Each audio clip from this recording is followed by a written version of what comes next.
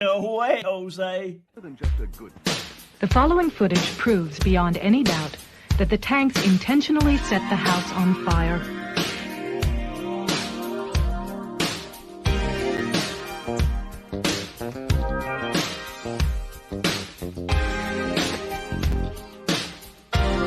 It proves that the Branch Davidians were murdered.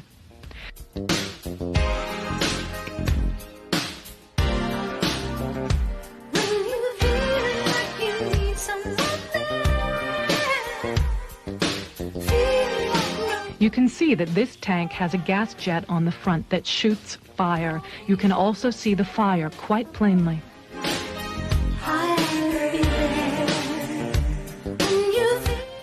The tank goes into the house twice, and each time as it backs out, the fire at the gas jet is plainly visible.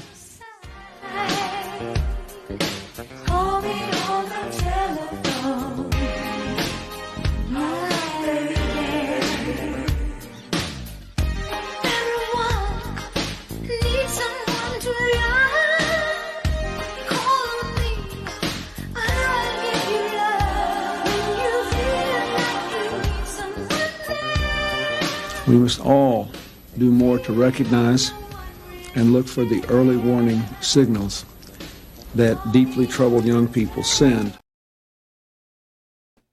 Hey guys, it's Jose Galison. You're watching No Way Jose. You can find us on No Way Jose YouTube channel, all the major audio podcatchers, and Rumble as well. Today my guest is Matt Rife. Just kind of shoot the bull, get into his business, just kind of run through the gambit of topics. I do want to give a quick shout out to my Patreon sponsors, as I do every episode. That's patreon.com/NoWayJose2020 if you want to get this stuff early. For those who aren't aware, this stuff gets paywalled usually. I know I have my weekly live stream Already Dead that I do with Austin, but I also usually do kind of paywalled content one of the days too. And so that gets released roughly a week or so early. So if you want to get that early content, the lowest level is $2. You need to be a patron. My highest level is my sponsors. I'll read them off every episode. That's Toad, my co-host on Tower Gang, at Tower Gang Toad. I have at Abrogate D's. Kevin B. Clark, a full-time guitarist and private music teacher in the New York area. Then at ZOVERACK. Then at _Infinite Zeal. Then Jacob Daniel of the Biblical Anarchy podcast, at Biblical Anarchy. Then Tib Tuttle, at John Allen Klebold. Then at Stinky Sock 420, singer of the band Bender, which is a metalcore band, which I dig metalcore big time. That's probably one of my favorite genres. So if you dig that too, go check that out. And all right, let's get into before we get into it, let's talk about our big dog sponsor. Swapped over to Nadeau Shave Co. Yeah, dude, guys, I'm telling you, this is good shit. I've been using this probably something like 6 months now, because he started advertising for Tower Gang not too long ago.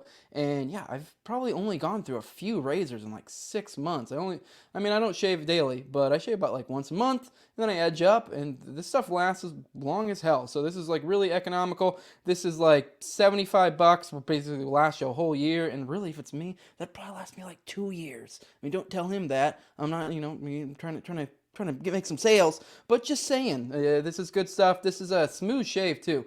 So if you guys have ever got a barber, got a straight razor shave, it's legit like that. It's a safety razor. It's one blade. It really does help with shave bumps, stuff like that. Also, you guys know I had Nadeau on, Andrew Nadeau on not too long ago. So this was born out of him getting booted out of the military for fighting the COVID regime as a medical provider there. So, support people doing good stuff like that. The NadeauShaveCo.com. Use Jose at checkout. Get 10% off your entire order. And let's get into the show. What's up, Matt? How you doing? Hey, man. I'm doing well. Thanks for having me on, dude. I love you and all the Tower Gang people. Love you guys. Yeah, you've. I always see you in the chat there. You're always cutting it up. It seems to be that's very much your vibe. It seems to be that kind of shit. So I dig it. That's how I can tell you're one of our people. There's crossover sometimes. There are some people that are fans of what I do on No Way Jose, but not fans of Tower Gang. But I'm gonna be real. When there's a crossover, I'm this is a real one. This is a real ass nigga, as they say, or whatever the fuck you want to say, a real ass dude. So it's good to have you on. I think I really I think I want to bring him on. Not too long ago, there was obviously there's the Matt Rife. Everyone always likes to make jokes. I think the thumbnail for this is the pretty boy Matt Rife, the comedian. There was not too long ago. You're putting this picture up as a thumbnail? Nice move. Nice Fuck move. it, I like whatever. Yeah. Throw them off, confuse them. I don't give a shit. But I mean, my audience will know I don't actually have Matt Rife on. I mean, I guess if Matt Rife fell in my lap as an interview, I'd do it. But it'd be like it wouldn't really make sense for my show. But because I mean, what am I going to interview a random ass comedian that makes comedy for like generic white women? And that's not even like hate. Whatever, he found his audience. Good for him. But Yeah, dude. Get that hustle. I keep on getting new comedians ready to open up for him because people think I'm him. And Sam Tripoli gave me this idea. So I'm like, yeah, I'll start doing that. I'm like, hey, you guys want to open up for me? Just meet me here at this club at such and such time. So I'm really trying to support Matt Rife in that way. You need to start hooking up Tripoli and sending him his way. And then when he's like, what? And then now he's essentially given this option with his comedian. Like, especially if he knows him, he can look him up real quick and be like, do I want to let him into my show or not?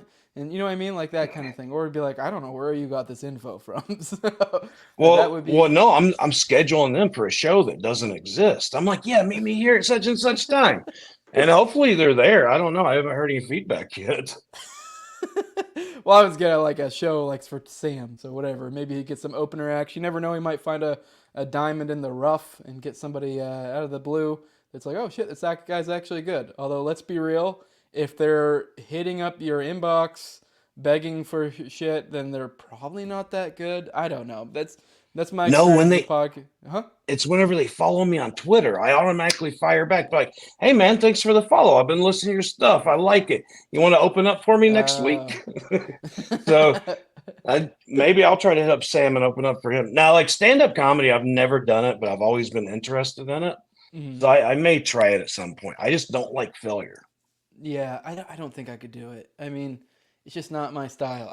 We've been trying to, well, Top has been talking about, we've been wanting to get somebody from Tower Gang for a while, someone to do stand-up. And I think Top's been kind of kicking the idea around because that'd be good. I just feel like, we're already in the comedy world. It would only make sense for us to, one of us, start trying to do it a little bit.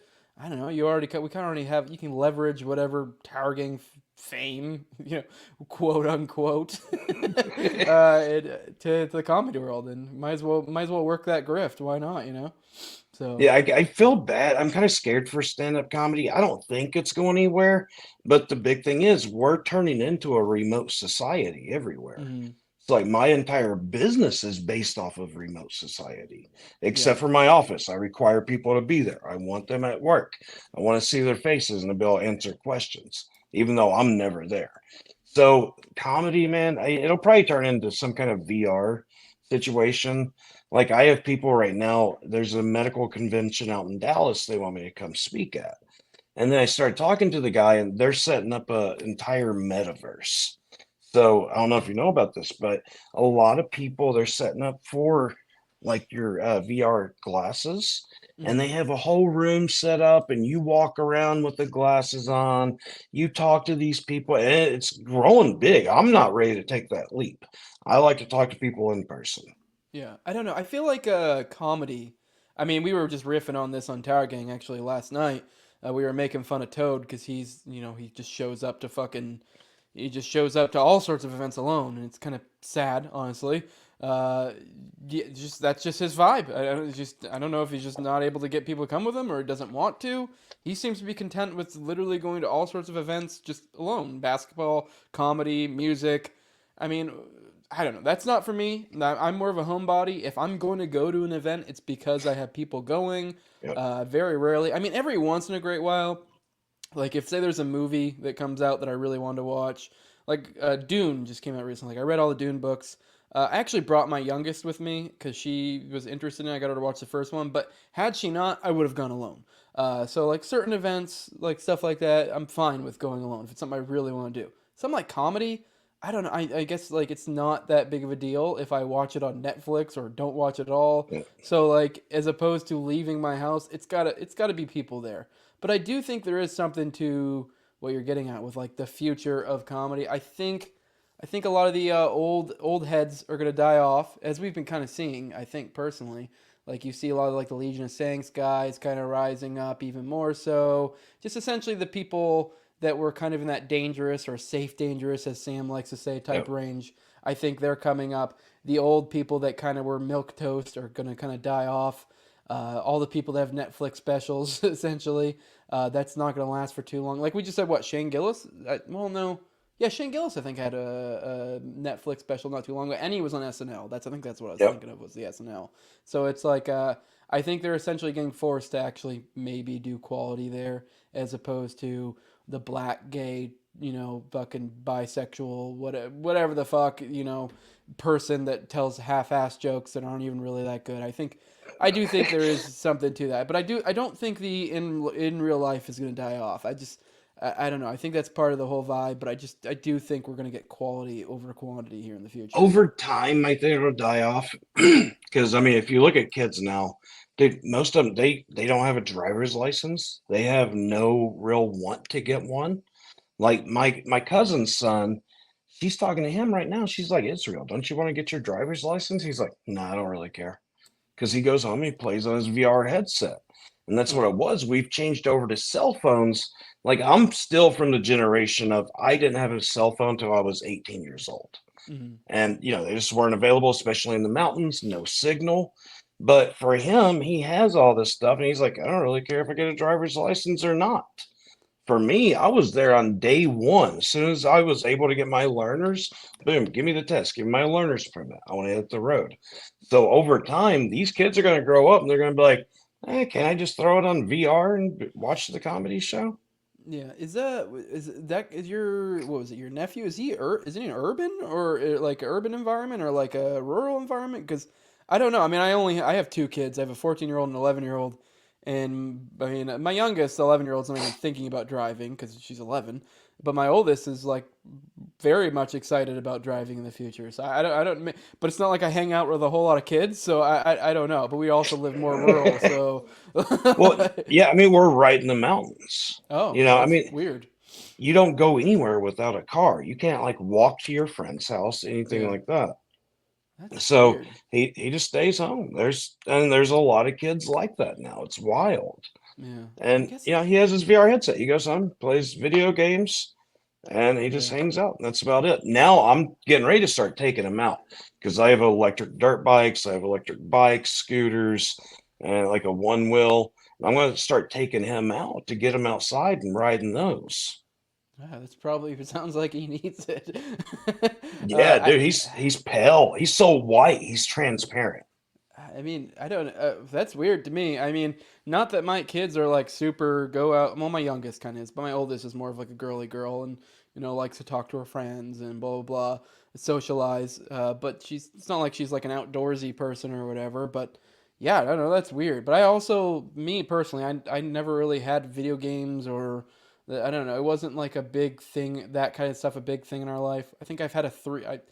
I have a 360 that I literally had from high school, like an Xbox 360. I have Yeah, not bought anything newer since then. I don't really have a desire to. Maybe like once or twice a year, I might fire it up and throw on UFC or Army of Two or some shit and just play for like 30 minutes and then get bored and then go back to doing yeah. actually something productive. So I don't know. That's just how Yeah, I it's am. that's the way I am too, man. I don't do video games. I used to play a video game every now and again, but I'm just not into it. I bought a PlayStation 5, turned it on twice. I don't really like I have a VR headset, but I use that for engineering. Like with Mhm. the different controls, I can take my 3D models, blow them up, twist them, see exactly where I need to be at, and that's helpful. But I don't ever play any video games on Yeah. it. Just not my thing. Yeah, it's weird. I don't know what it is. I mean, just I never even as a kid. Like, yeah, I played probably maybe when I was in like high school.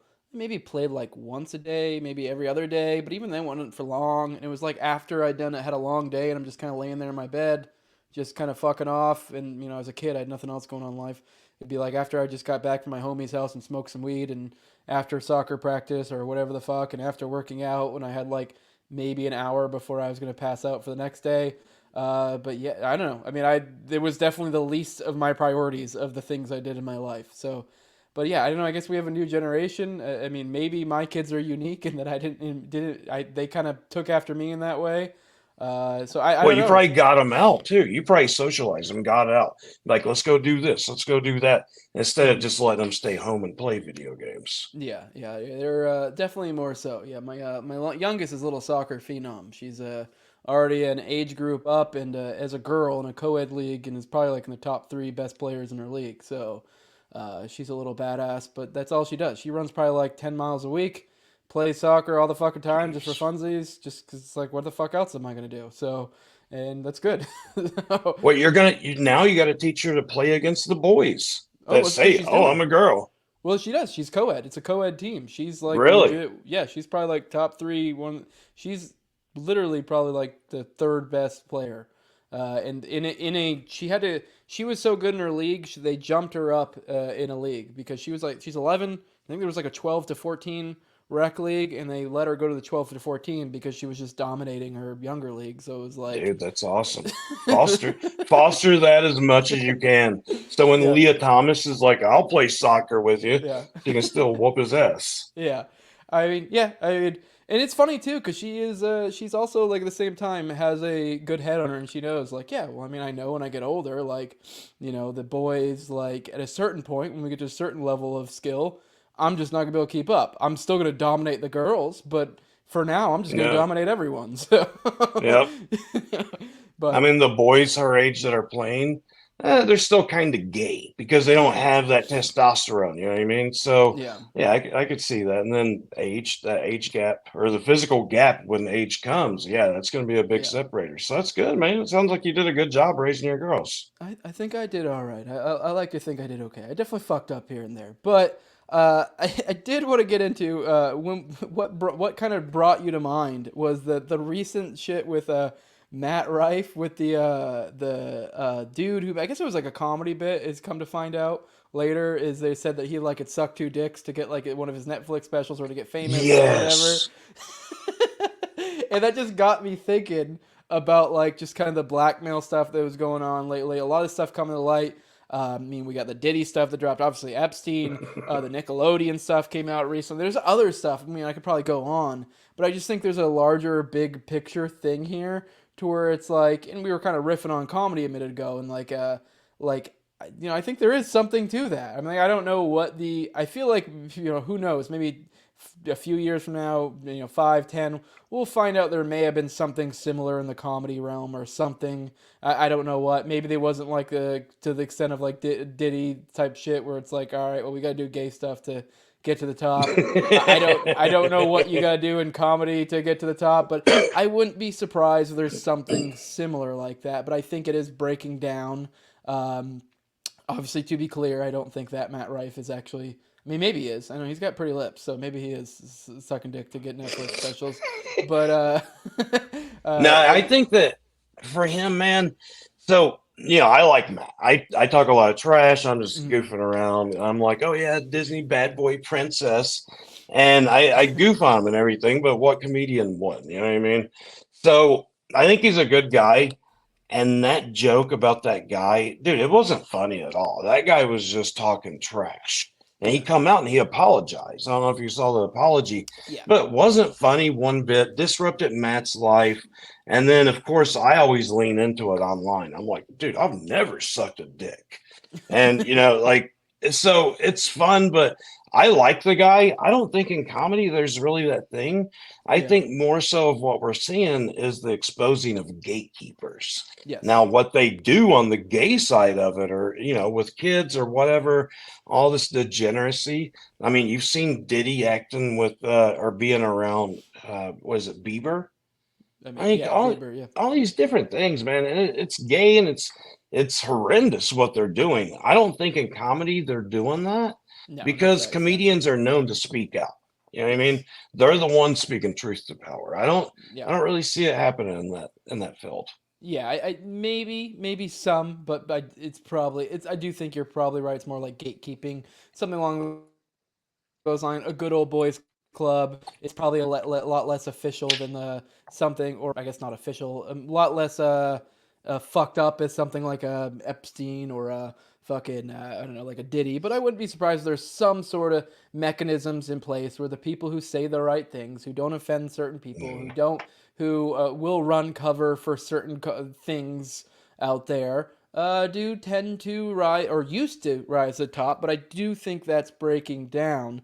And I find that interesting, and I don't know if maybe it's just my perception. I guess you can correct me if I'm wrong. I guess with stuff like what you're doing with the Rife machines, I think we're seeing a resurgence in the old establishment dying, and I guess new may not be an accurate way to describe what you're doing, because in some senses it's old concepts, but the true or the organic or the real is now starting to rise to the top, now that I guess. And I guess we probably could even connect this in a sense to like some of like the COVID stuff. I think people have lost their faith in the establishment in whatever way you want to understand that, whether that be medical, whether that be the elites in general. So I think there might be something to that. I mean, I guess, do you agree? Are you feeling that? I mean, obviously you see your sales, so you can probably tell statistically if that is really being felt right now.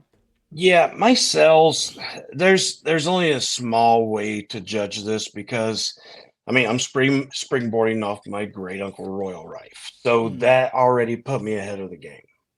Luckily, I just really enjoy electronics and engineering. So I grew up doing this stuff on the side. It's just something I love to do. So I can't really base it off my sales. Plus, dude, I push hard every single day to get my name out more. Like you see my Twitter account. I'm on other social media apps doing the same thing. I'm in DC right now. Before that, I was down in Florida. I was at Atlanta, and now I'm going to Dallas. So I push hard. So even my sales, I can't really go off of that. But I can tell you, people are waking up to more and more of this science, and they're kind of seeing it like, okay, yeah, there must be something to this. Every day I get people telling me, oh, you're a snake oil salesman, this and that. I'm like, oh, whatever, say whatever you want, but you will see what it is. So, but to your point, yeah, there's a lot of different things changing. We're seeing gatekeepers go down. We're seeing the move of Hollywood to what is it, Austin area. I called this in 2018. I was like, Austin's going to be the next big city for movie production.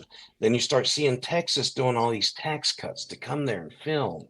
They have all this land available. Everything's cheaper there to produce a movie. And if you ever notice, movies follow comedians. Comedians are the basis of movies and entertainment, unless it's like some kind of drama stuff. But even then, you have a little bit of comedic, whatever, like side thing. But even their comedy's not really that great. I think we're seeing an overall like global reset on a lot of stuff. I'm excited for it. Like during COVID, people were like, "Oh, COVID was so horrible." I was like, "COVID was amazing." Best thing ever to happen across the board. And it's not because people were scared or whatever.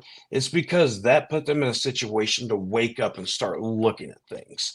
Now we're seeing the resurgence of Alex Jones going everywhere because he's being uncensored. And everybody's saying, you put another dollar in Alex Jones was right jar. Yeah, so there's a lot of stuff that people are waking up to, and I'm happy for it. People are starting to realize a little bit of the truth. I think there's something larger coming behind it, like way larger. May have to do with the red heifer, may have to do with aliens, could have to deal with both of them. But dude, yeah, there's a change coming. I don't like that part of it. Because if there's a change coming, then we know that there's all these different things. Like there's been a perfect storm for like the last 6 years to break down our economy. And just our entire supply chain, all the economies of every country. And I think it had to happen. I think all of this had to happen because if you add up all the debt that all the countries on earth are in, then it's more debt than what the globe or the earth, if flat earth, I don't really care. The land that we have, all the debt adds up to be worth more than all the land, even by their own measuring tools. So I think it's the economical system. It's breaking down. They're bringing in a new way. Now we have AI coming in, doing robots, all these different things. So people are getting ready to get universal basic income, which I think is Trump's going to push that. I think that he's going to be the Judas goat that comes in and pushes people towards the CBDC and universal basic income. I don't think it's going to be Joe Biden to do it. I think because it's always the people that they like lead them down the wrong path. Yeah. I've heard Owen Benjamin say this. There's been more gun restrictions up underneath Trump, and there's been more leniency on guns during Biden. Yep. So they're always the Judas goat. And I get it. If you really like what Trump speaks for, vote Biden.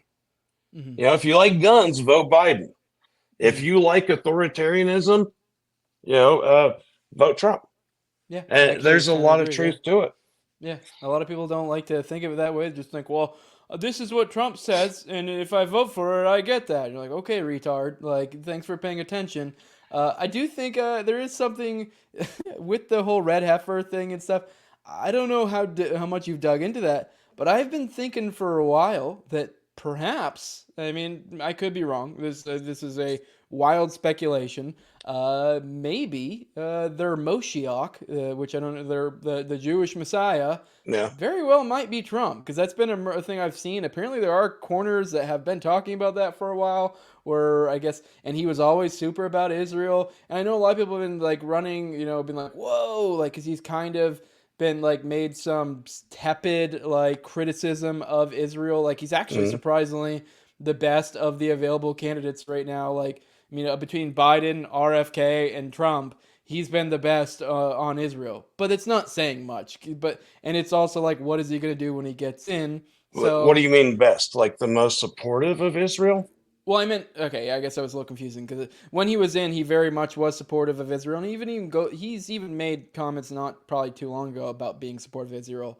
What I mean in regards to, it's like probably how me and you would likely think. I would assume you're not a big fan of the rampant, killing of fucking women and children, and I guess maybe the occasional Hamas individual somehow sneaks in there and actually dies over there in Gaza right now. He surprisingly has, I can't remember his exact comments recently, but he said something along the lines of like, oh, this is getting a little carried away, you guys need to wrap it up, or whatever the fuck. Something along those lines. He said that you guys need to stop having the war because you're losing support globally. Yep, exactly. Which, that's actually the only silver lining of this whole thing, in my opinion, is they're losing support globally. And I do think Trump is actually right in the sense of like, if you guys want to keep this rigmarole going, you need to fucking chill. Because I do think if they end up going full on scorched earth, which they kind of already are, I do think they're going to, it's not a good long-term game. But with this whole red heifer stuff and the Moshiach, it's like, well, their priority may not be the long run. It seems to be they're looking at the short run right now. And a big part of that is what the I can't even remember how to pronounce it. One of the mosques that's supposed to be their temple. On Mount Olive? Al-Aqsa. Yeah, I think, right? Yeah. Or, sorry, Mount Olive. I don't know. Is it Mount Olive, the Muslim temple? Is that what you're talking about? I think the one that they have to sacrifice the red heifer on. Yes. Yeah, it's also like a holy site. It's a Muslim holy site. So it's like a lot of people don't realize that if and when they do that, that will basically spark probably a huge fucking war. That's a big deal. Yeah. Every Muslim country on earth are just going full bore war.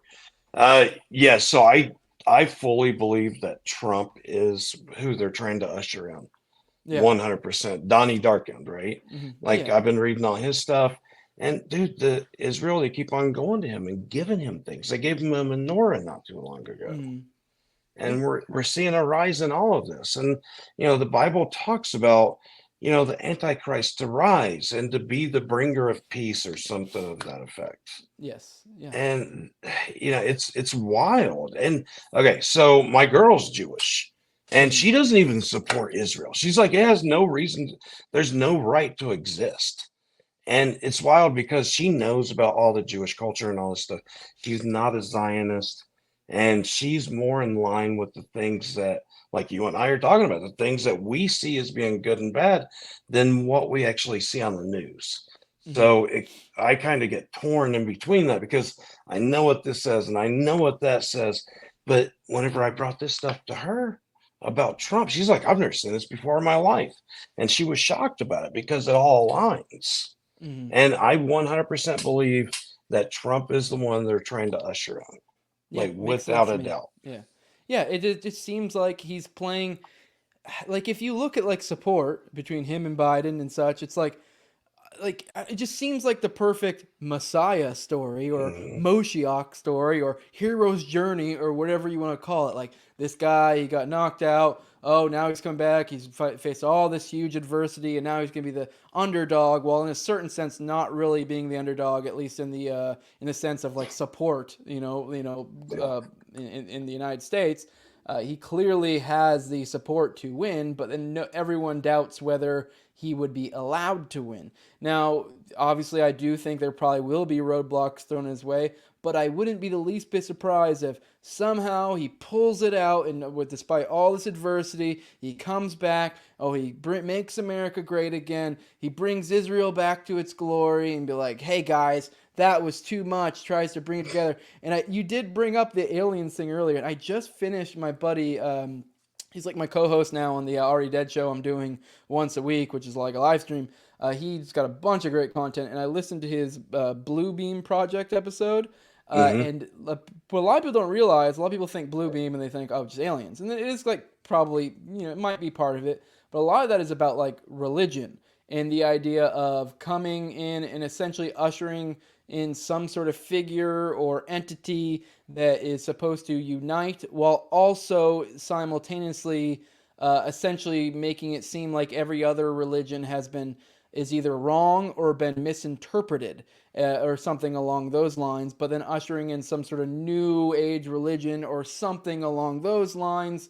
And obviously, this is all just some big caper they pull over everybody with the blue beam in the sky or whatever different little aspects of it. It's very detailed.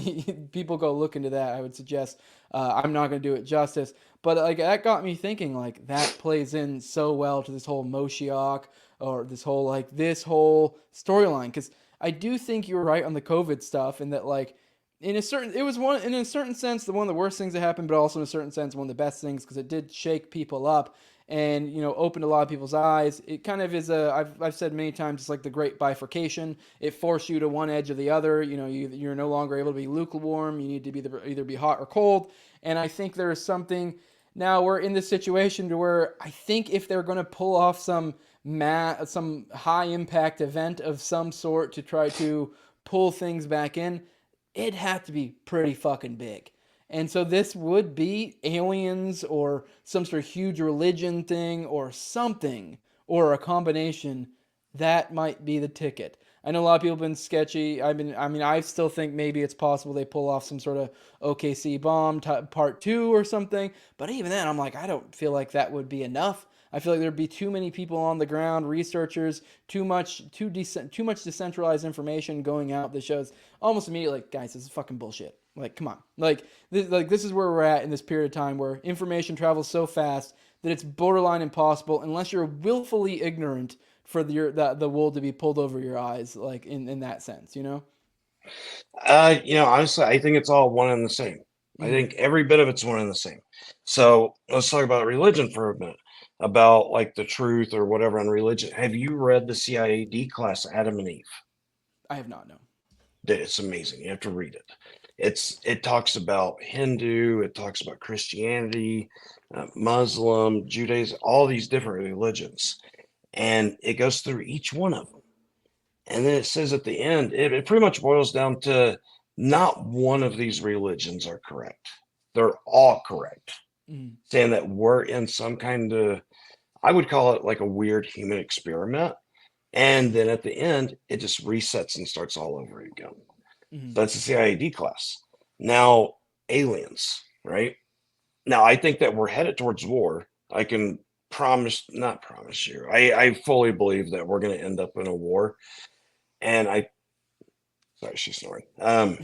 They, so we're headed towards something big, just like what you're talking about. But let's take the Bible first. At that point in time where it was written, the Bible talks about Jesus shall return riding on his white stallion, I think, or his white chariot or whatever. Okay, stallion. What was the best vehicle that you could have, the most prestigious vehicle back in that day when the Bible was written? It would be a stallion. Why is it white? Shining light, maybe? These are all the different things that we hear about a UFO. Who's to say that Jesus Christ is not an alien, doing things outside of the ordinary of human capability? Okay, alien possibly, sure. Different tech, sure. All of this stuff is quite plausibly that aliens, right? Mhm. Now, have you followed Just Ashton on Twitter? The MH370 flight with the different orbs. Little bit. I'll be honest, I was very underwhelmed.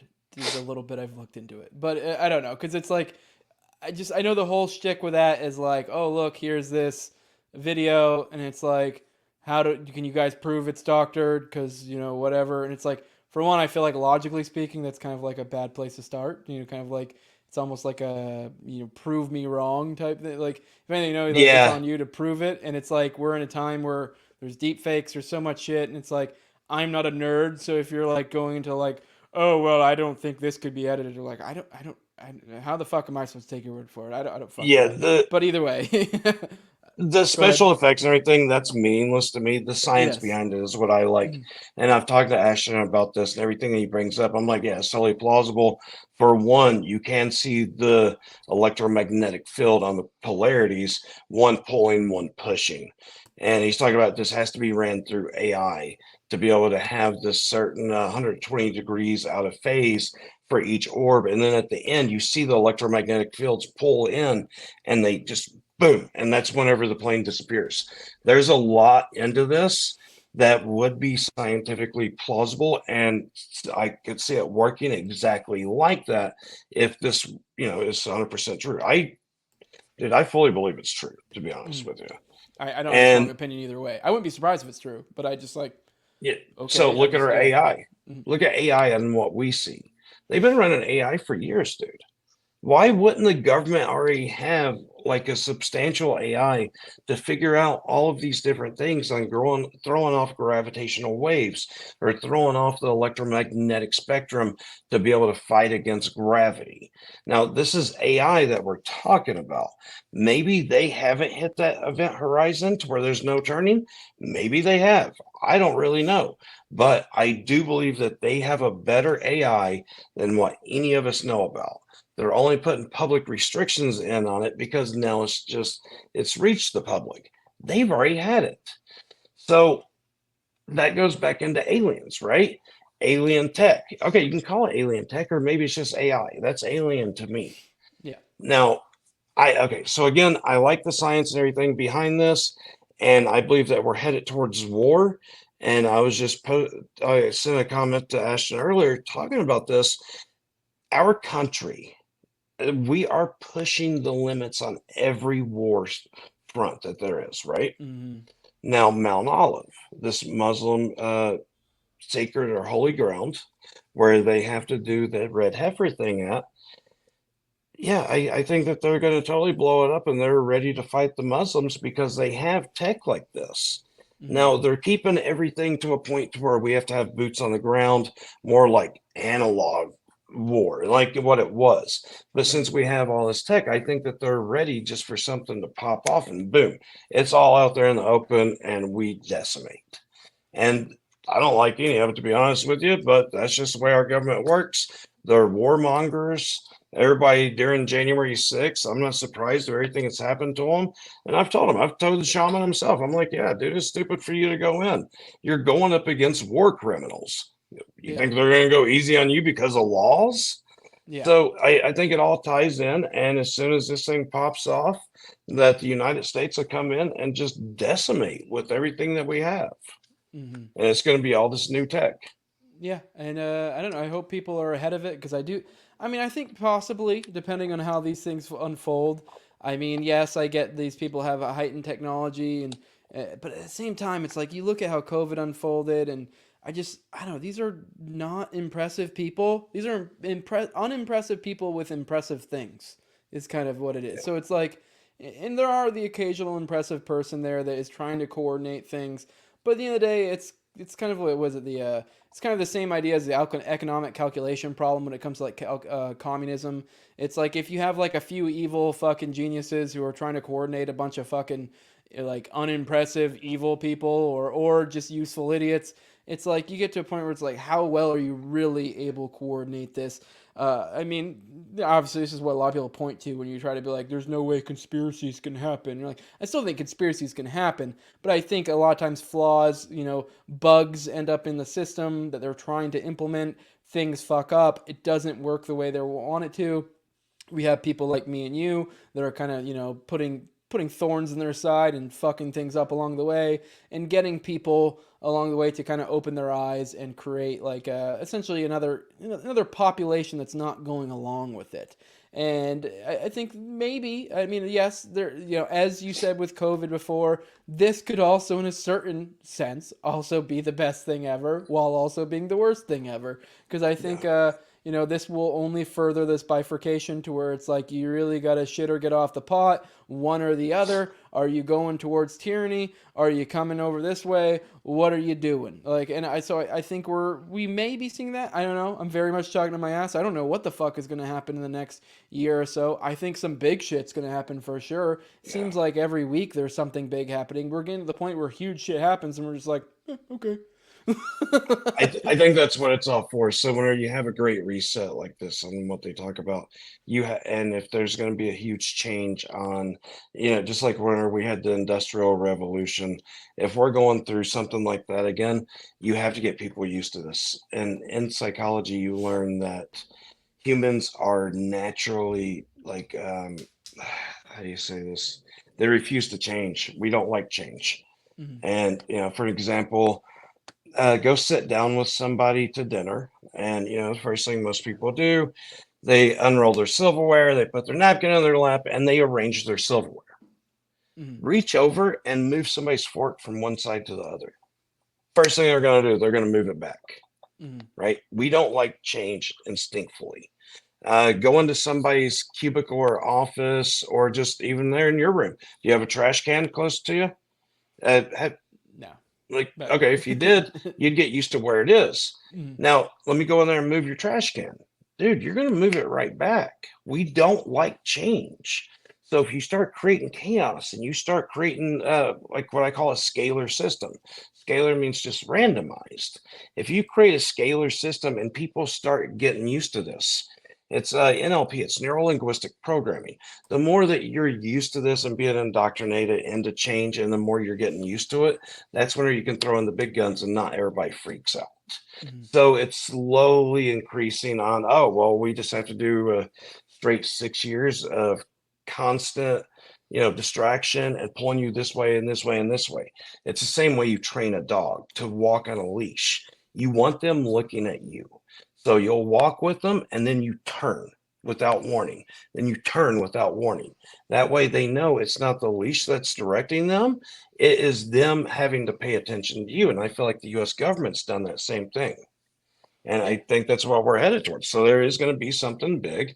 I think there's going to be a war. I think a bunch of innocent people are going to die. And I think it's consistent with everything we've seen across the board, as in predictions and the Bible, religion, just everything. I got to stop her snoring really quick. Give me 1 second. You're good. Well, all right, guys. All right, he's back. Yeah, sorry about that. Oh, you're Sorry. good. I just had to make some sound for the audio listeners. The later this goes out, so they're not like, what the fuck. Yeah, I guess let's change gears a little bit. Let's get to the Rife stuff. Let's start. I guess kind of what's the origin of this? I mean, I know I've heard it a few times. I want to, and I do want to get into the meat of it. I want to kind of get into like how the fuck this shit works. But let's start with the origin. I know some of the audience, this might be useful for them so they know where this is coming from. And we alluded to it a little bit earlier. You were building off your uncle. But I guess just kind of maybe extrapolate a little bit from there, dig a little bit deeper. What kind of the origins of this machine, and we'll kind of work our way from there. So in the 1920s, there was an inventor, a scientist, a Dr. Royal Raymond Rife. And I mean, obviously, he was born before the 20s, but he worked with Nikola Tesla and all these other scientists. Back in the day, scientists worked together on many different things to try to help better their experiments, their future, and to be able to help humanity out. And I think these were the best humanitarians of our entire history because they did things and they pushed the limits and the boundaries, and they worked together and they didn't let greed get in their way.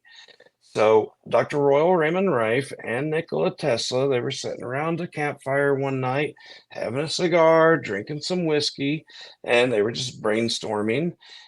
And they started thinking about, well, we're carbon-based electrical beings.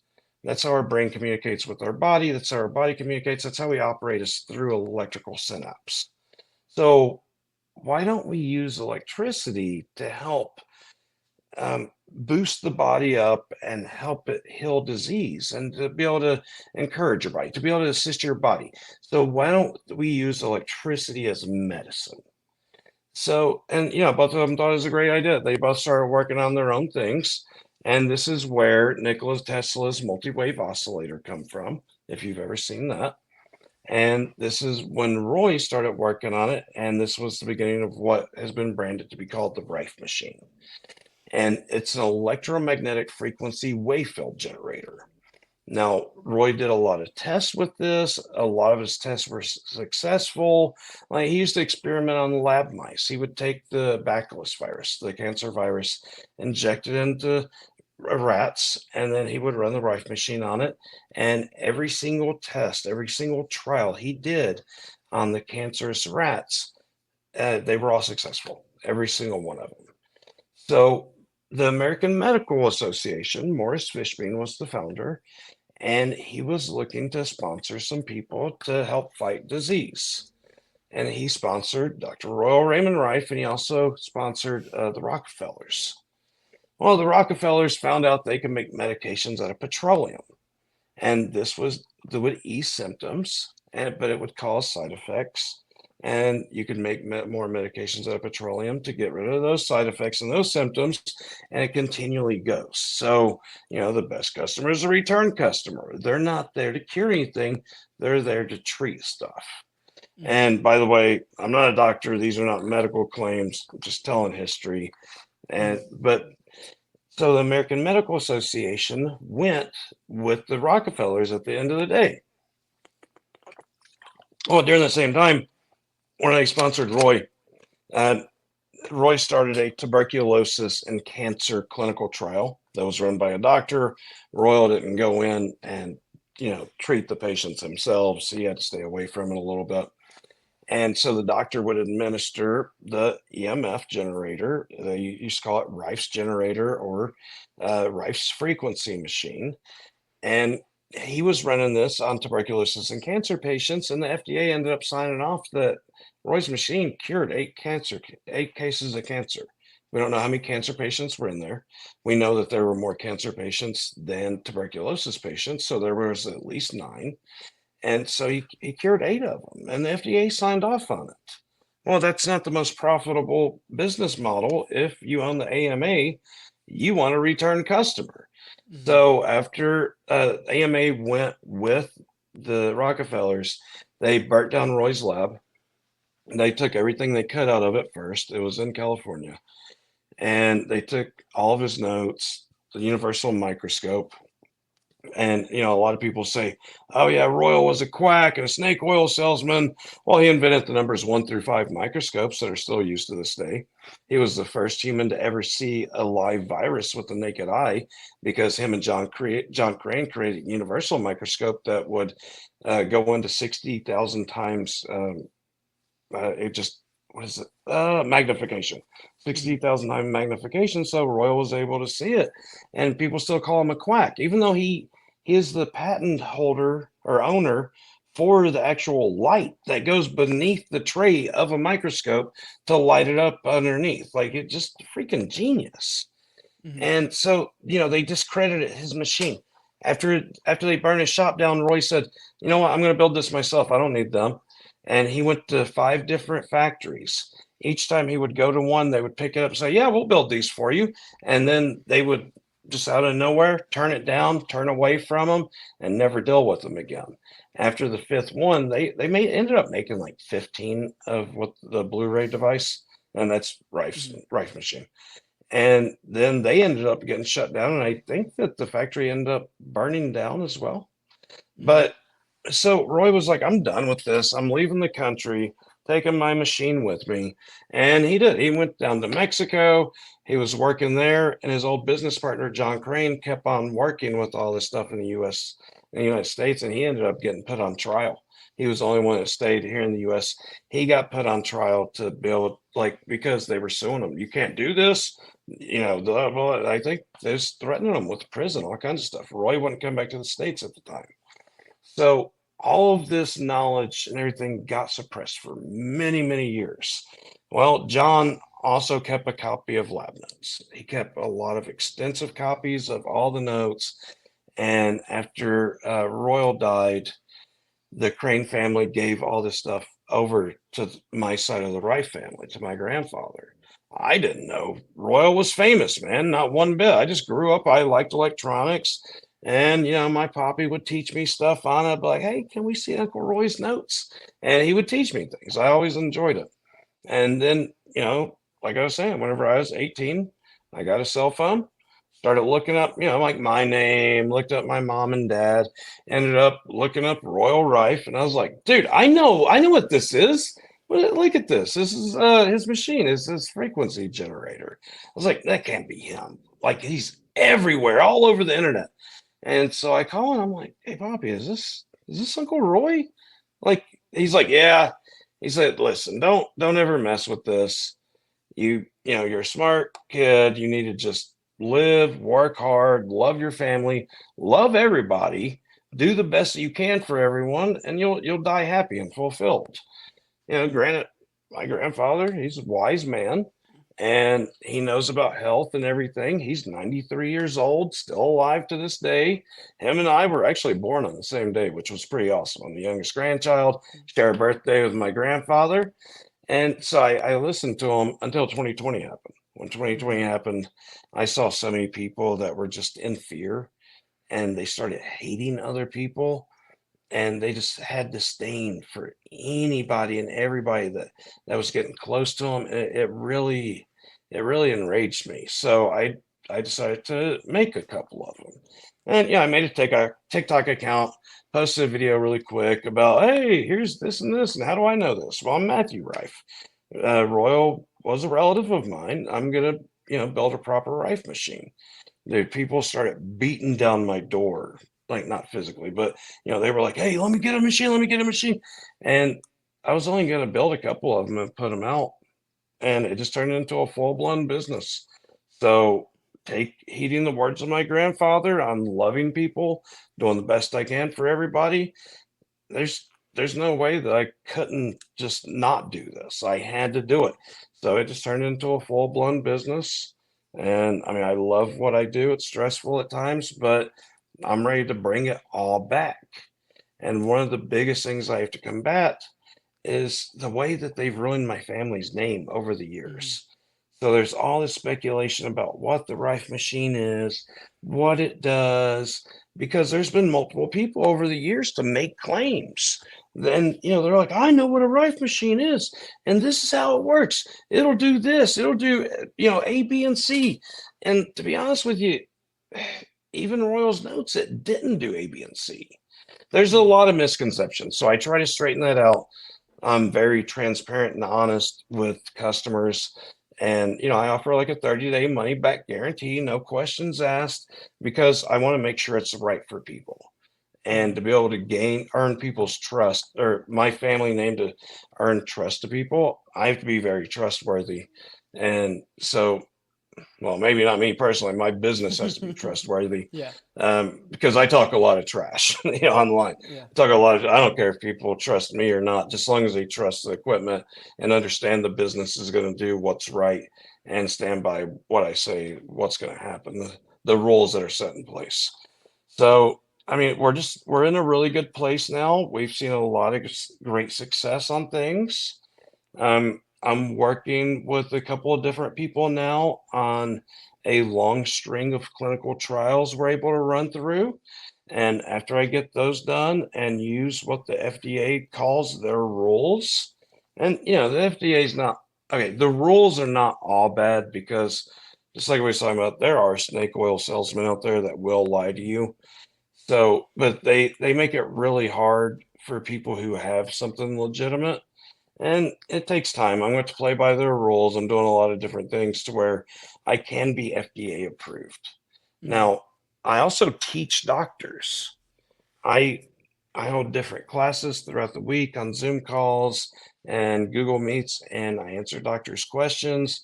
I teach them about different things because sadly, whenever the AMA went with the Rockefellers, they went to all the educational institutions. They said, stop teaching naturopathic, stop teaching holistic, stop teaching herbs and things of this nature. Teach our way instead. And that's how all of this come about. Now a lot of people are seeing, oh, your doctor was pushing the mRNA shot because they got paid a ton of money. There's a lot of doctors that push vaccines. They get paid more by the pharmaceutical companies for giving those vaccines than what they make as a salary of being a doctor. It's ridiculous. It's a totally backward system. So I'm trying to just flip it back on its head and give power back to the people. Hell yeah. I think it's kind of, it's I guess prescient that we started out this conversation with talking about a little bit of, well, maybe not start out, but a little bit early on in the conversation we were talking about like gatekeeping. I'm kind of curious if you felt any real adversity, and the reason why I'm tying this to gatekeeping is because I think now we're in a position to where there is the technology and the and all sorts of things have gotten to a point to where you may not need to go through these. You're probably more able to pull this thing from Amazon, that thing, as opposed to having to go to like a factory or getting some sort of like big manufacturing process or whatever. You're able to more bootstrap it, or it's more of like a decentralized thing than a just like a centralized. Here, I go to this factory or through this corporation or whoever. So I guess I'm kind of wondering: have you been seeing any sort of adversity like your uncle did back in the past? I suspect maybe a little bit, but probably nowhere near what he did, obviously, because of those reasons. Because we're getting to the point to where society has gotten to a place to where we're kind of able to bypass it more so. I haven't had any like adversity from the powers that be. I Mm-hmm. mean, the biggest thing I've had is I've had a call from a three-letter agency warning me about giving free electricity away and generating electricity or just giving it all away. And they said it's because I would upset the world economy. And I get it. Yeah. I mean, I don't think the economy is the most important thing in the world because I don't care about control over other people, and they Mm-hmm. obviously do, and that's a control mechanism. But I don't want people to get hurt either, right? So I don't want to upset the world economy to where people do get hurt, and I know that would be that's what would end up happening. Even on my stuff, I would actually put out different plans and everything for everyone to see. But then, if you don't do everything exactly right, because there is a very, very exact science to everything I'm doing. Like even just if the coil size is off by half a millimeter, it could do some really bad things. So I have to be very, very, careful with this. And if I put plans out and I encourage people to do this themselves and, they end up developing a heart rhythmia or dying, dude, I'd never live with myself. I'd never be able to. Not only that, but I do have to make a living. Mm-hmm. So I run the business and I provide jobs for multiple families, which I'm very, very proud of. I probably run one of the most socialist companies in Virginia that there is. And I say that because, people, boomers are still in the state of mind of authoritarianism. Mm-hmm. And they're like, do what I say or you're out of here. And they manage by fear. I'll jump in at any time and help my guys out. I I know I'm still their boss, and they still, they show me respect and everything, but I goof around with them, joke around with them. They're good guys, and I'm happy to be able to provide a family for them. And right out the gate, dude, I give people 5 days sick time, because if they're sick, I don't want them to come into work. And this is a manufacturing job, because I do all my manufacturing in-house. And I hired 2 guys not too long ago, and Tater, one of the guys, he was sick. He come in sick. In fact, I'm here in DC, and I was just sick the other day because of him. So I'm gonna go back and nut check him when I get back, because I don't want him at work. And I told him, I said, dude, go home. If you're sick, don't be here. And he had told my assistant that he was worried about losing his job if he had to leave, because he just started. And I was like, no, dude, listen, everybody gets sick days. Please use your sick days if you're sick. Don't abuse it. Like, if you start becoming sick like every week, like 1 day a week, I know there's something up there, and we're going to sit down and we're going to have a talk. And that's probably all it'll be, to see if we can get it straightened out, because I don't want to take people's jobs away. So I pay my employees well. I'm getting ready to institute like performance bonuses, because the more performance I can get out of them, the more focus, and I want to incentivize that and foster something that's encouraging for them to do more. And a lot of it's going to be dependent upon teams, which will bring in teamwork, camaraderie with people, and it'll just help families out overall. And the more that they do, the more I can lower my prices to where I can get this stuff in everybody's homes. Mhm. So that's what I mean by like one of the more socialist companies out there. Yeah, I got you.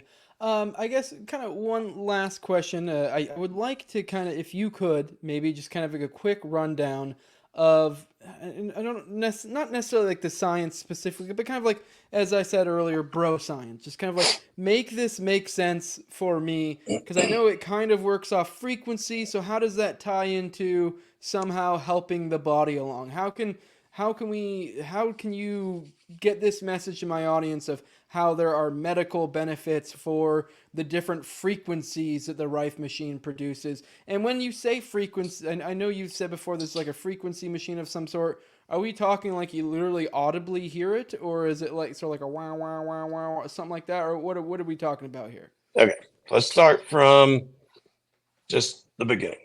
We are carbon-based electrical beings. We have electrical synapse. Whenever we have a thought, there's a synapse that runs through our brain.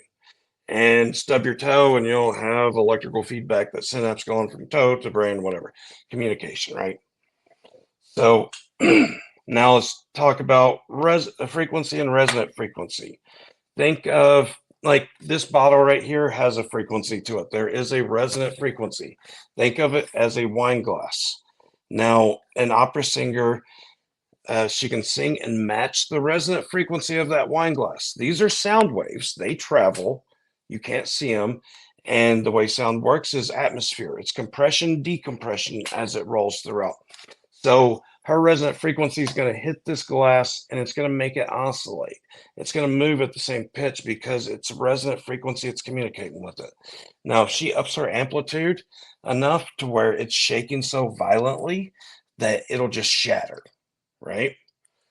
Now, EMFs, they travel like sound waves. You can't hear them, and it doesn't require atmosphere to do it. So think of sound waves traveling, but this is pure electrical energy. You get EMFs off of power lines whenever you're up underneath of them. These are very high frequency EMFs. They're not good for the body, and this is the reason people that live up underneath power lines are more prone to cancer. And it charges your body to the point to where it's just unhealthy. So in each one of our body cells, there's a perfect electrical charge that we have. And correct me if I'm wrong, anybody in the comments, 70 millivolts, right?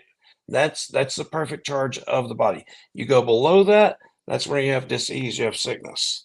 And when you go above that, Uncle Roy used to inject the bacillus virus into pork flesh and electrify it so that the tumors would grow faster. So then he could use his machine and watch them die off. Now, what he would do is he would run resonant frequency to these tumorous cancer cells, and he would make them oscillate to the point that the proteins would not align. If the proteins do not align, it's dead, and your body produces it out as waste through your lymphatic system. And if it does split off, it's a daughter cell. It's dead, and your body produces it out as waste through your lymphatic system. Good so far? Okay. Yep. Bacteria in your body, it has a thinner like cell membrane than a healthy body cell. So if you run EMFs that travel through the air, and this power attaches to something that has a resonant frequency, it's going to send that electrical synapse through the body, right? So if you have bacteria in your lungs, let's run a frequency for lungs, and the EMFs are going to attach to like the inner lining of your lungs or in your lungs, and it's going to flow throughout, and it's just going to make that bacteria burst. It's going to electrify it, and it's just going to make it break open and die. There's video of this that's on YouTube. There's multiple different things to show that all of this is provable. In fact, the U.S. government does, they give grants to schools, and they sponsor schools' science systems to be able to delve into this and find new data on things like this. And then as soon as they find out one new thing, boom, jerk their funding. Let's go to the next school and let them find out something too. This is compartmentalization. So they don't want people to know this. So I've collected a lot of different clinical trials that are on PubMed and also National Institute of Health.gov, and they're on my website where people can read through them and show them what the government actually knows and what they're not telling you about. They tell you go get an mRNA shot instead of doing something there. You have clinical trials for, which they paid for, which you paid for, which I paid for out of taxes. Mm-hmm. Now, because of this, we have a lot of data with it, and we have provable data to show that it works. And okay, do we have a pretty good understanding of how this is working so far? Mm-hmm. Okay, now let's talk about the millivolts. The millivolts altogether. You don't want lights around you that, you don't want LEDs everywhere. LEDs, I mean, there's some good ones, but LEDs are light emitting diodes that it's an electron that's flowing through it. And then, you just see a spark. That's the reason you get like video throw up on videos that you're filming with LED lights. It looks like it's flickering. And that's what that is, because it's just electrons flowing at a different rate versus shutter speed. Mm-hmm. Now, you want to get your body to a targeted voltage, 70 millivolts per body cell. And dude, you're in amazing shape at that point. But first, you need to be able to let this electrical synapse be able to flow throughout your body. Inflammation is the cause of disease, right? So it acts as a resistor in your body. If you have inflammation, that electrical charge is slowed down whenever it hits that inflammation. Your body can't communicate correctly. So let me take one of my Rife machines. Let me provide that electrical energy. Let me target where the synapse needs to go. Now your brain says, oh, wait, something happened. We inflamed to protect ourselves, and now we're communicating. We must be in good shape. Let's reduce that inflammation. So now you have better blood flow. Now you have communication. Your dis-ease is going away. Not only that, but the Rife machine can structure water that's inside your body. You have different water molecules that are in the earth. And I'm sure you've drinking out of natural springs, and it's really good water. You stay hydrated. And that's because water is affected by the Earth's electromagnetic field, and it has a structure to it on the alignment of water molecules. This is the only water that can hydrate your mitochondria inside your body, that can penetrate all of the cells and be able to hydrate your healthy body cells. Water like this that I'm drinking, water holds memory. This has been taken away from the Earth's electromagnetic field. It has been destructured from what it should be naturally that the Earth provides. And, now we have different clumps of water molecules stuck together. And whenever you drink this is the reason water is just so clumpy, and it goes right down to your gut, and you don't get that hydrated off of it. You need structured water.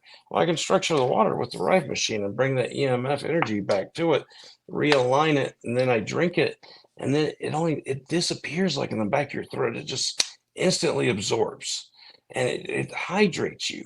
And so, well, it's just another key aspect, but these frequencies water holds this electrical frequency to it. And this goes into your system and you start getting healthier because your body can now harvest this electrical energy and put it into your healthy body cells. So there's so many different benefits, man. And okay, like we've been seeing people's gray hair turn dark again because it's a dead hair follicle. That's the reason it's gray. Now we're bringing life back to it. So we've seen this across the board. And, we're seeing people with rheumatoid arthritis that, like their RA, the nodules are going down and their joints are starting to pop back in place and they're able to walk again. So I mean, there's just so much, and it's amazing watching all of this. Now, the bad part about where we're at, and I'm doing this totally different than what Roy did, because we live in a different time. We live in a different, way of life. He used all hardware. He would use things like spark gaps and, his own resistors that he would make. And then he used something that's called plasma cell technology, which he would take quartz tubes. And he used to go to radio and TV builders or tube builders, and he had them make a tuned quartz tube.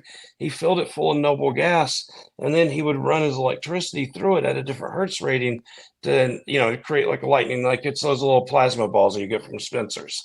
That's a plasma cell. That would emit the EMF. We don't need that now. We have better math. I was able to come up with a design for the coils. Somehow, this was a happy accident. After I figured out how to wind this, because you have to hit a crossover on each frequency from 0 to 20,000. That probably means nothing to anybody. I'm sorry. Anyway, I figured out how to wind it, and because we do have better math. And I designed my own special wire that I have to pay to get manufactured. It's a proprietary wire to help out with my terminating impedance and just the vortex torsion technology, the resistance that I have in the wire to be able to make this flow correctly. So we have all these different things that I can utilize. I was able to bring it up more up to date. And now we're using a phone app. And we're using a hard coil that you don't have to replace the noble gas. More compact, better design, but I do not use high frequency like what Royal did. Because his stuff today, I believe, would contribute to people getting cancer. I think it would contribute to people, having disease in their body. I think it would contribute to old age because we live in a world now that's full of cell phone signals, that's full of Bluetooth, Wi-Fi, 5G, 4G, even 900 megahertz. 900 megahertz was the first cell phone band. We saw a major sickness come out at that point. In fact, every cell phone band that they open up, each one of them, we've seen a new sickness every time it opened. Even just this last one. What do we get? We got 5G and COVID. I don't think it's made in the lab. I think I've looked at the Raman spectrometry report. I've researched a lot of it, and it looks like a modulated form of the H7N9 influenza virus. And the H7N9 influenza virus has the same congestion of the lungs. And it has the same scarring of tissues. So I think that's what it was. And so I can't use high frequencies because it would be a contributing factor to this. I use all of Earth's natural frequencies that you can get from nature. So like 10,000 hertz. You have deer that stand out in the middle of the field on a bright and sunny day. And they're not out there just so a hunter can shoot them. They're not out there just to hang out in the sun because they do it purposely.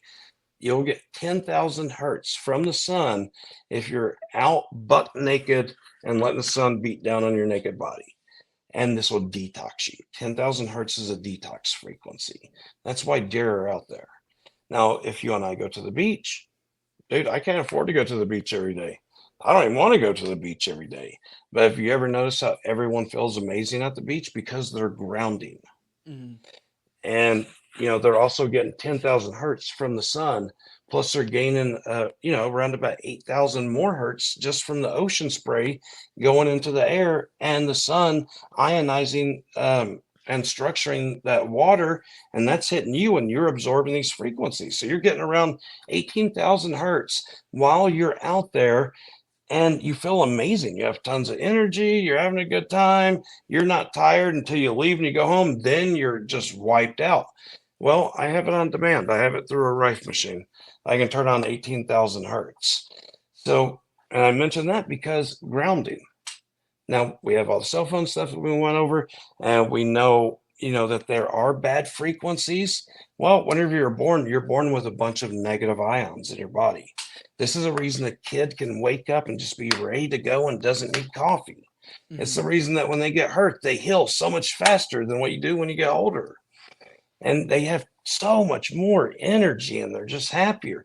They are full of negative ions. Ionization of water and consuming that is a real thing. This is all backed by science. Well, because we have so much concentrated, like overly charged EMFs and radio signals and everything around us, these are positively charged ions that are entering our body. This causes inflammation. Whenever you ground, the earth is a ground negative. So it's sucking positively charged ions out of your body into earth. And you have a certain voltage in your body, like we was talking about. And your voltage it's just a fancy word for pressure. So 72 volts has like a certain amount of pressure. We have a certain voltage in our body. So when it sucks an electron or a positively charged ion out of our body, it donates an electron that's a negative charge to your body. So that's better for your health. You feel better. So on the beach, you're doing that as well. And I can't go out there and do that every day, but the Rife machine, it'll negatively ionize your body. It gives you negative ions to where you become healthier. So, I mean, these are just more ways that, it's all these things together that make you feel better and to help your health. And that's the reason, as of right now, I'm not FDA approved because I don't have any clinical trials. I've been working my butt off just because it's in such high demand. Like, I don't need the FDA approval to get the name out there, use it as a marketing tactic. I'm going to get it done so that I can possibly move into medical devices at this point. But, this is just a general wellness device. I don't want anybody that buys it, if you don't like it, then I don't want you to have to keep it. Send it back to me. I'll sell it to somebody else that will appreciate it or that it'll work for. Like foot massagers. Foot massagers don't work for everybody. Some people don't like it.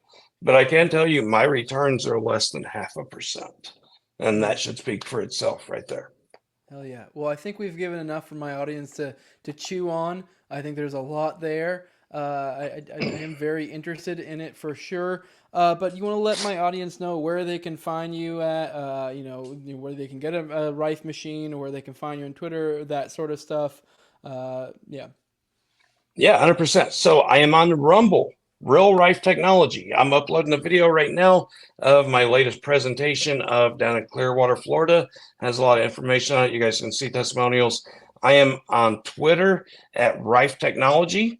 The business account is Rife_technology. You can follow that too. Mine's way more fun unless you don't like trash talk. And my website is realrifetechnology.com. You can schedule a consultation to talk to myself or a wonderful employee I have named Amber with medical degrees to be able to talk to us one-on-one and find out if this is right for you or even if it's not. So you can hit me up at any of those places. Happy to have anyone follow along or talk to anybody. Hell yeah. You were in Clearwater recently? That's like 30, 45 minutes away from me. So yeah, I was down there doing presentations. I didn't know you was down there. I would have invited you over to it. Yeah, the presentations. I live like 45 minutes south of Tampa, so I live in that rough area. So yeah, if you're ever in that way, holler. I'll be back down there again soon. All right. You weren't at the Sam Tripoli event here recently, were you? No, I had to leave. I left on the 25th, and I was going to fly back down to go to Sam's show, but dude, I had to come to disgusting DC. Like, I wish I was there, but I had to come to DC. I will be back down in Clearwater soon. I have some business to take care of down there. Yeah. So whenever I come down, I'll hit you up. Hell yeah, you picked up some positive ions while you're over there in DC. Yeah, too many of them. Yep. But just a little hint though. I don't know if you've heard the word, but I'm pretty sure. I think here in October, we're probably going to do another one of those events, Bohemian Grove, and I think it's going to be bigger. I have a feeling this might become like a thing, like a regular thing. So Yeah. So apparently it went really well. I wasn't able to make it out to that. It was my kids' first game of the season for soccer, and they were on Saturday, so I wasn't able to do it. But almost certainly, I'm 99.9% sure I'll be at the October one. Probably try to get the whole Tower Gang out there. So it'll be a good time. We're talking about going even bigger, like I said, bigger names. But yeah, so for my audience, I guess keep that in mind. I believe it's Summerfield. So that's 6 months out. Yeah, I wonder how I can help sponsor that. Yeah, Do you know? Yeah, I don't know. I'm sure there's a way. I would definitely want to. And you know what? I saw your lectern behind you up on the wall by lectern leader. Oh yeah. Let me turn a little bit for those. Yeah, there you go. Dude, yeah. I'm gonna start doing this. Did you saw the dick taser, the dazer? Yeah. Did you see the vajazer? Yeah, I saw that one too. Yeah. I got another one coming up. I think I'm gonna start doing this just so your audience knows, because lectern leader that he doesn't. It's really awesome that he builds these, and he also puts them out on eBay to sell, and he takes all that money and sends them to a good cause. I think I'm going to start doing the tasers, and I'm going to donate them to him for him to sell and to be able to use that money for good causes as well. So I'll send you the next one that I make so you can have it and hang it right next to that or wherever you want to put it. But I think it'd be good. Fuck yeah, I've seen him at an event in this area too. He lives near me, I think somewhere in this general area. Me and him need to hang out at some point. But yeah, I guess I'll respect your time, get out of here. Stick around after. I do want to chat with you real quick. But for my audience, if you want to follow me, this is on YouTube, all the major Arbuckers, Rumble as well. This is No Way Jose. Follow me on Twitter at TowerGangJose. If you want to support me, patreon.com/NoWayJose2020. Like, share, subscribe, comment, all that gay shit. And with that, we are out.